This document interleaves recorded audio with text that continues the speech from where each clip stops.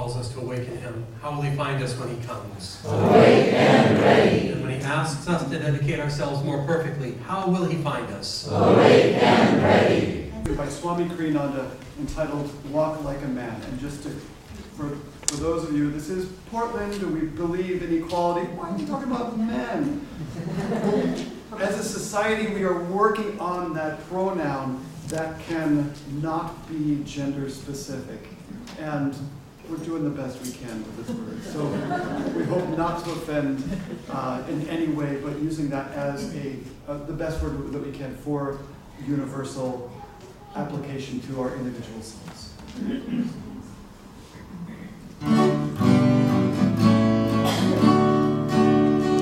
Walk like a man, even though you walk alone. Why court approval once the road is known? Let's come to live, but if they all turn home, the goal still awaits you. Row on alone. All your dreams are leads to worlds unknown. Life's but a shadow once our dreams have flown. What if in pride your dream is not our own? Your soul knows the answer. Go on alone. Give life your heart. Bless everything that's wrong. Fear not the loving. All this world's your own. Make rich the soil, but once the seed is sown, see freedom, don't linger. Go on alone. Walk like a man, even though you walk alone. Why court approval once the road is known? And come who will, but if they all turn home, the goal still awaits you. Go on alone. Go on alone. Go on alone.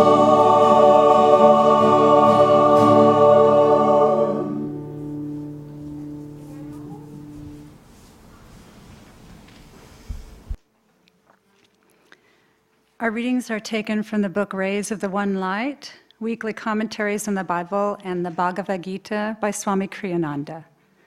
This is week 28, self-reliance versus self-reliance. Truth is one and eternal. Realize oneness with it in your deathless self within. The following commentary is based on the teachings of Paramahansa Yogananda. Last week, we considered the need for attunement with God, with the gurus, with the wisdom of others, until we make that wisdom our own. There is a strong and, in fact, valid belief nowadays in the need for standing on one's own feet rather than depending weakly on others to carry us by their strength. Swami Kriyananda was once asked, "What is the best yoga posture?" "That one," he replied, "which sets you squarely on your own 2 feet." Our strength must come from within. If that strength comes from the ego, however, instead of from soul consciousness, it is like a guitar string without its sounding board. The notes it emits will be thin and feeble. Our strength must come from within, but must be coupled with recognition of our inner link with broader and higher realities. The Bhagavad Gita says in the 10th chapter, "Everyone in this world whose life is glorious or prosperous or powerful, know that his achievement is but a little spark from the great sun of my effulgence.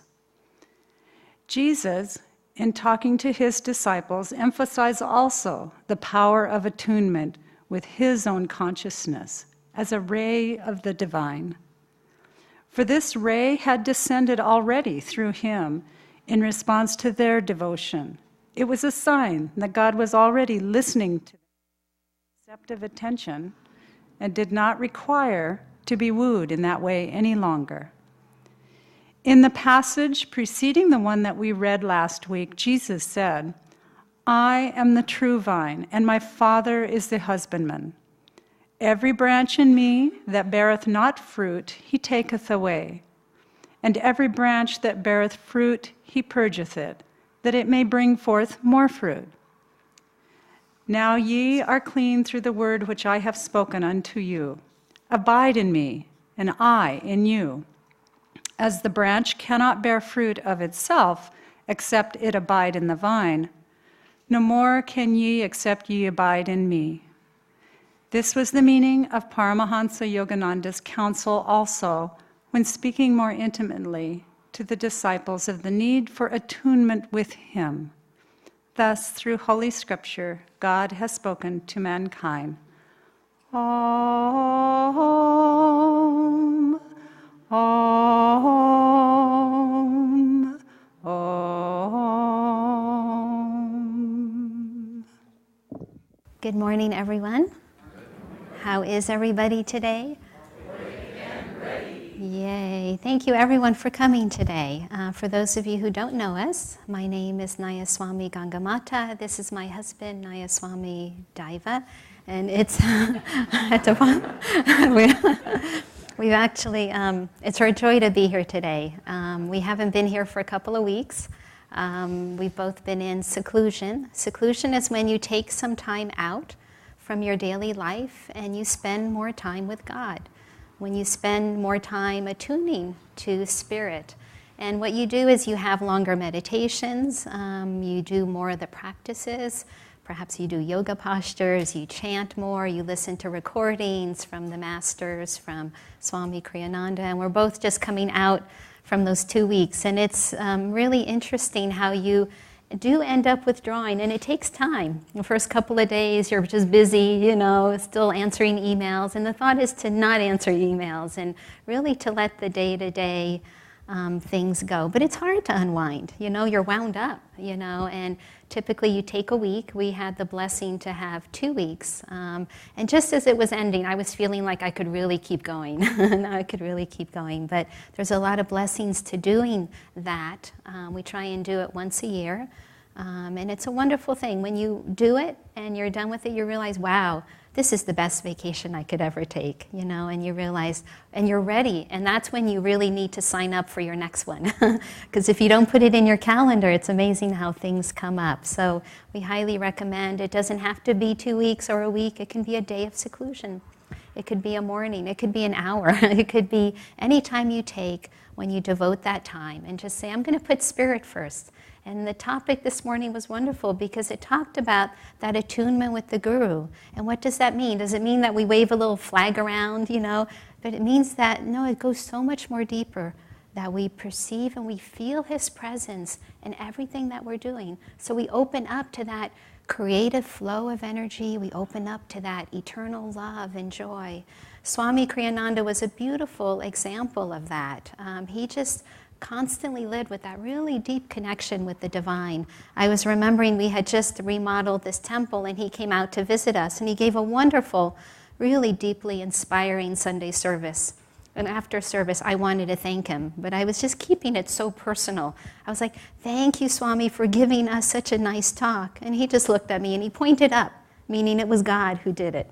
And then I, wasn't getting the hint. And I said, oh, no, thank you so much for giving us the beautiful Sunday service. And he said, it wasn't me, it was God. I was opening myself to let God and the masters flow through me. And again, I didn't get it because I was thanking him again. And finally, it was the one time he got stern with me. He said, listen, it wasn't me.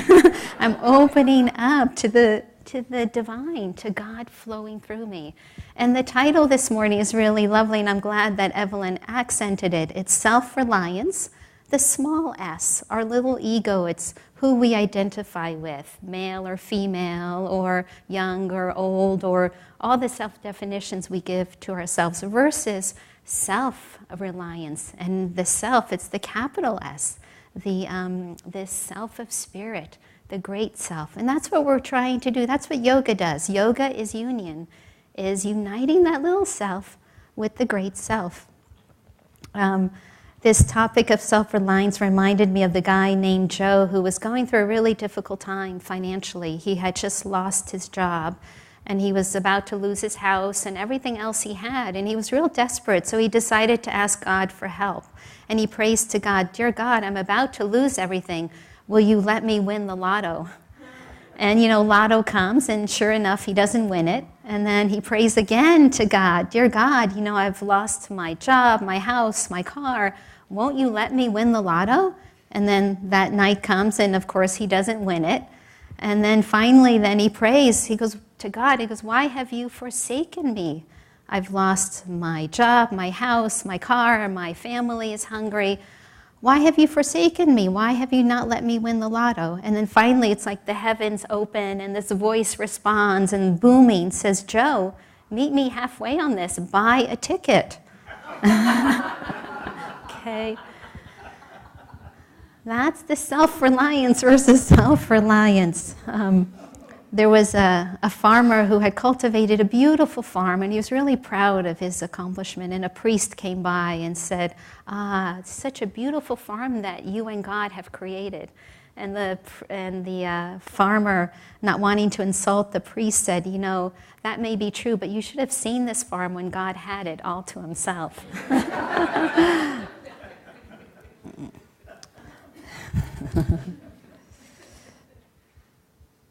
And again, this is where the path of yoga really comes in, because yoga gives us the tools to make that connection. And again, as our reading talked about, it's in the practice of meditation. When we do our practice, we practice Hong Sa. We use a mantra called I Am Spirit. Every time we're doing that mantra, we're affirming our connection to the great self. I am spirit, every time we're doing that.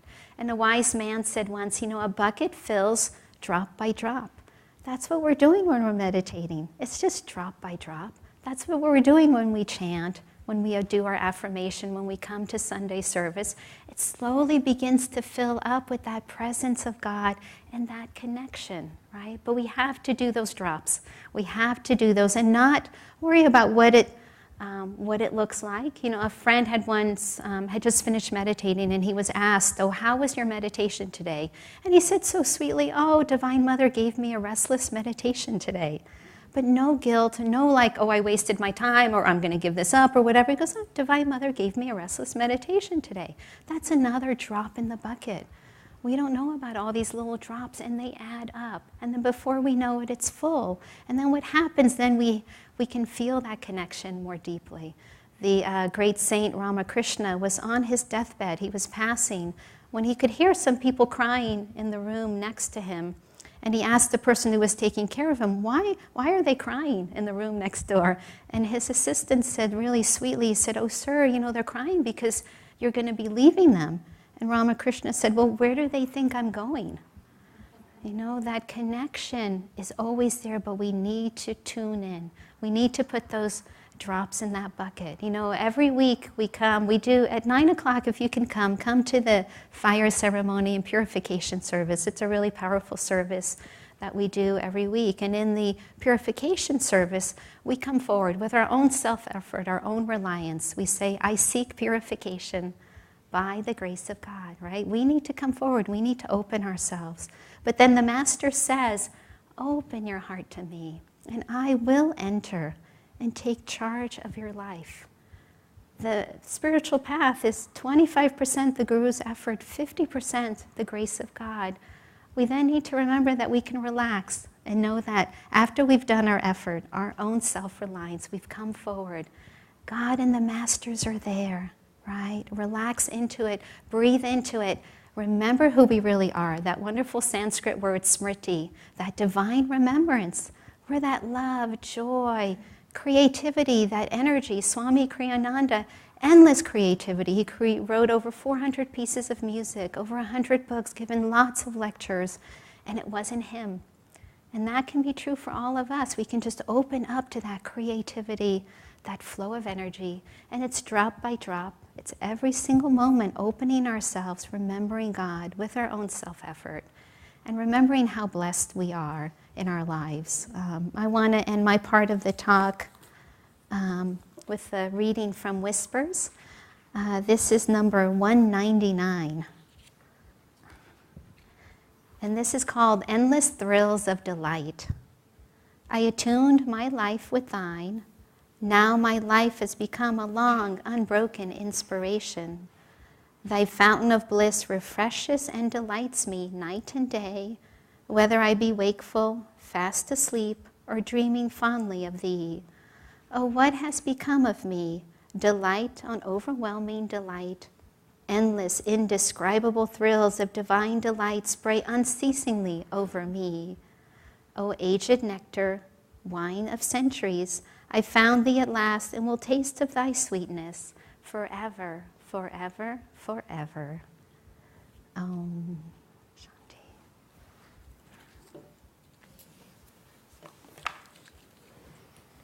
Beautiful, thank you. What was your name? She took impersonality. She took the lesson that Swami was trying to teach about impersonality to the farthest extreme. What was my name?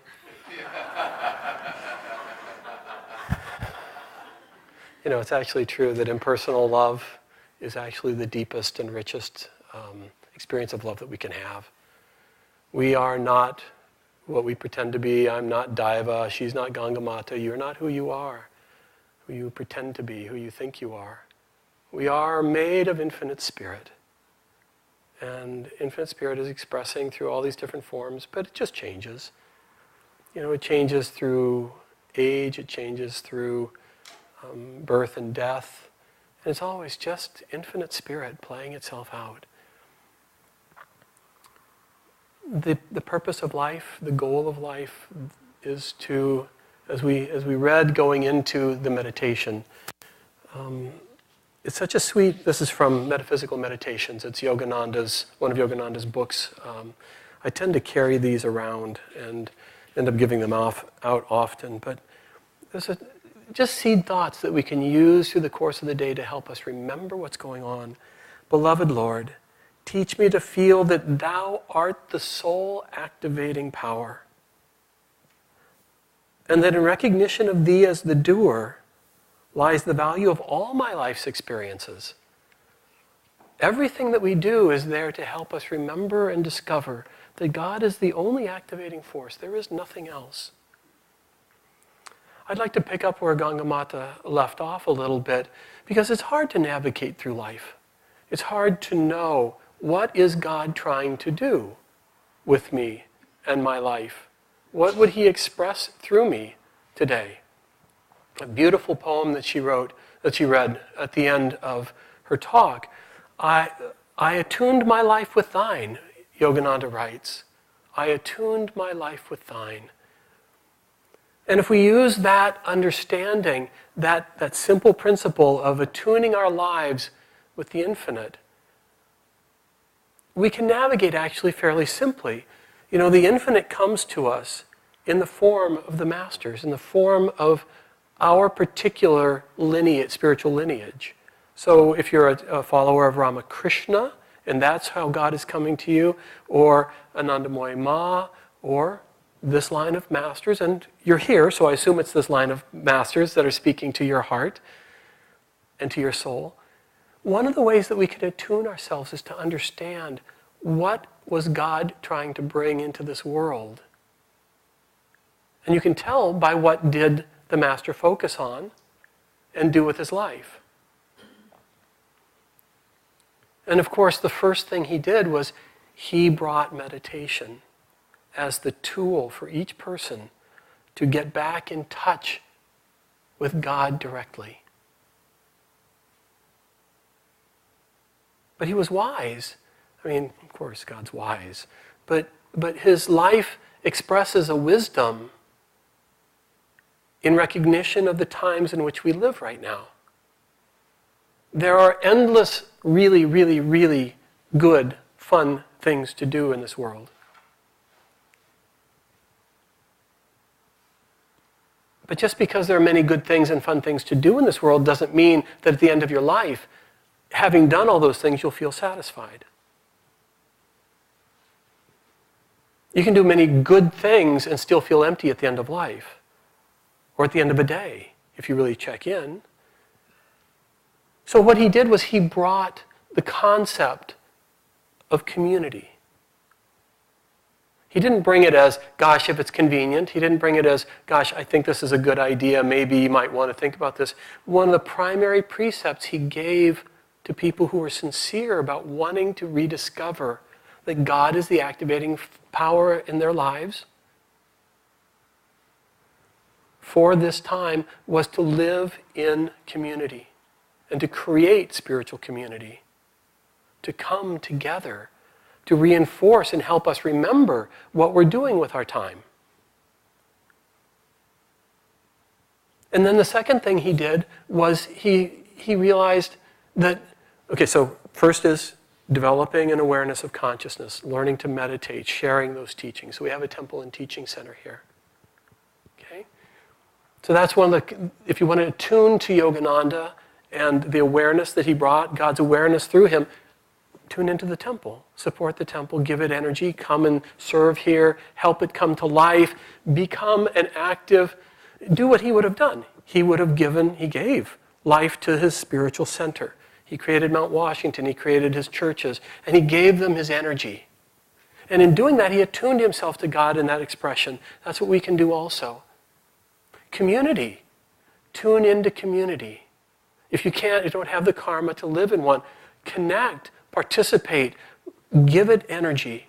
And then what he did with his own life, again, as an example, is he created schools. One of the most powerful things that we can do, Christ said, if you give a man a fish, you feed him for a day. If you teach a person to fish, you feed him for a lifetime. Our schools, we can go out, and it's important that we serve the immediate needs, the hospitals, the hungry, the poor. It's important that we respond to those immediate needs. But the most important thing we can do is change consciousness. The reason those sufferings are in place is because of the want of consciousness, of connection and friendship and service and cooperation and creativity that are all born of our connection with Spirit. Living Wisdom School is one of the most powerful ways of attuning to this ray of masters and to God's action in this world, because we become channels for this awareness. Who here grew up in a Education for Life school? Who here wishes they had grown up in an Education for Life school? Because how many years have we spent going backward in our lives, undoing all the things that we thought were going to bring us happiness, and having to restructure once again our lives around things that have lasting value, that bring prosperity and meaning and beauty and wellness and wholeness into the lives of ourselves and those around us. So helping to create Living Wisdom School. Send your children there. Volunteer, help build the school building. Lend your energy and strength. What's one of the greatest needs on the planet now? We have, as an expression of community. Again, this is an expression of conscious community. Who here is getting younger? Except for Bill. Anybody? Yeah. Most of us are going to find ourselves at a time still in the body when we do not have the capacity to care for ourselves. And we're going to need some kind of outer support. Community, again, is one of the most powerful things we can do. Living together, living as an extended family. But even that is often not enough, and we need the kind of support that's offered by adult foster care, by other facilities. How many of those really have your best interest at heart? How many of them have an economic element in there, and kind of they become, quite easily, they become factories for helping people get off stage, but just kind of, let's move along, let's go on with this.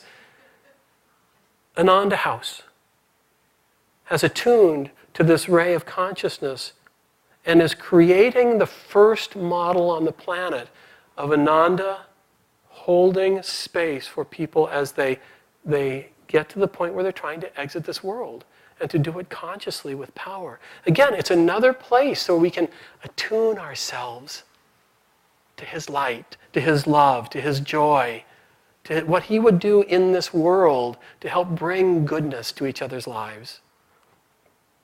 There's many subplots in there. There's the healing ministry, there's the Kriya ministry, there's the music ministry, there is on and on and on. And not everybody has the karma by design. Not everybody has the karma to simply work in the temple or just just live within the tiny little bubble. Many of us have the powerful blessings of having to work outside. It's our karma. There isn't the positions open within the Ananda sphere of influence.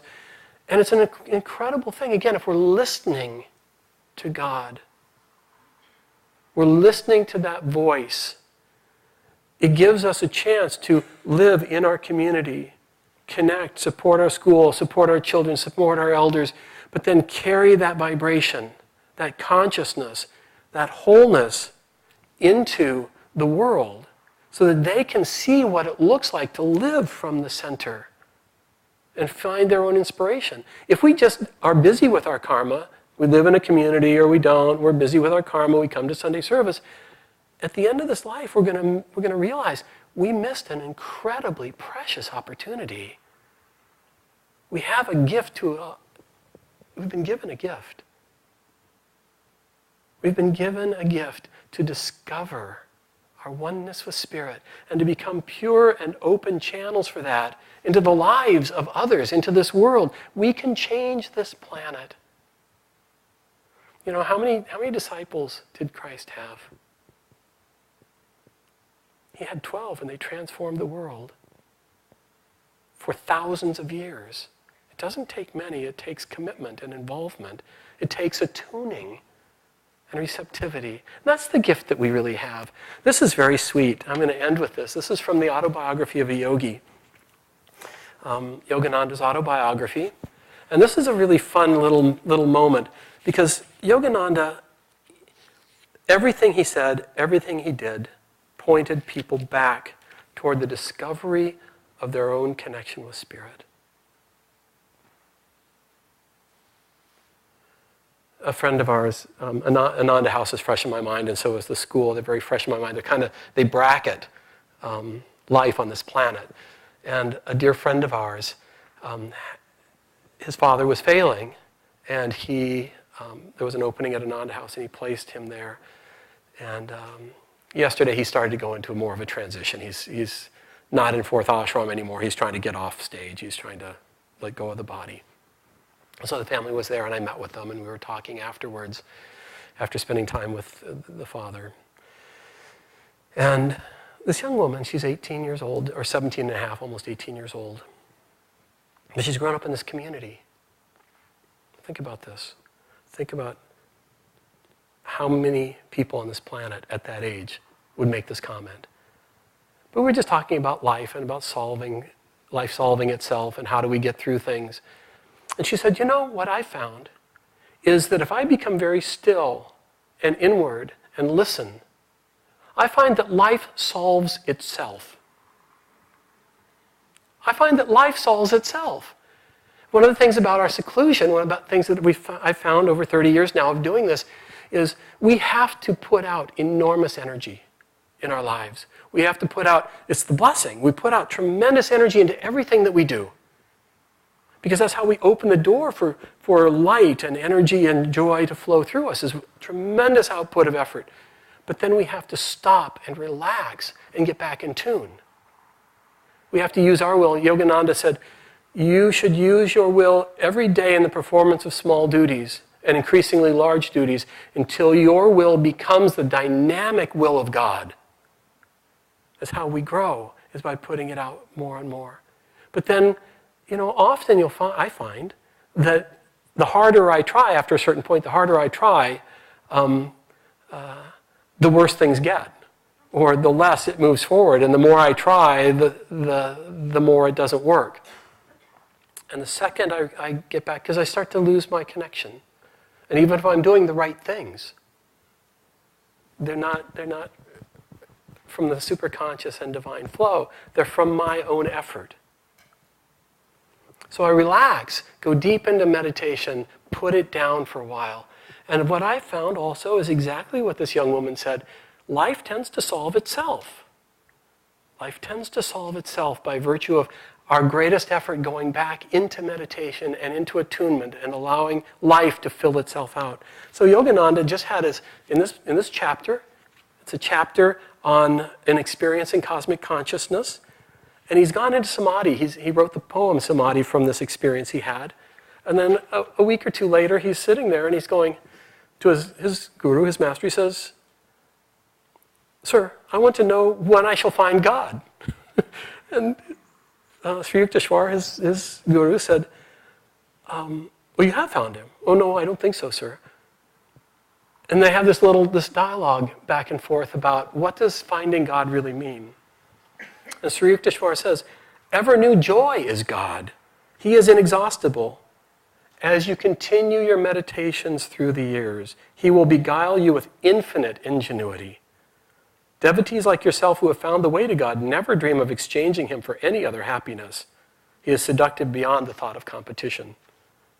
How quickly we weary of earthly pleasures. Desire for material things is endless. Man is never satisfied completely and pursues one goal after another. The something else that he seeks is God, who alone can grant lasting joy." And then Yogananda says, "Okay, I get it. That was God. That's what I've been seeking." And he says, "I understand now why saints call the Lord unfathomable. Even everlasting life could not suffice to appraise him. Even the grandest scope of things could never suffice to engender him." But Sri Yukteswar says that's true. But he's also near and dear. After the mind has been cleared by Kriya Yoga, the greatest technique of meditation that this lineage offers, okay? He says, meditation furnishes twofold proof of God. Ever new joy is evidence of his existence. And also in meditation one finds his instantaneous guidance, his adequate response to every difficulty. And Yogananda ponders and he says, "I do understand. You have solved my problem. I realize I have found God for whenever," and this is if you walk away from today with anything, take this. "I realize now that I have found God for whenever the joy of meditation has returned subconsciously during my active hours.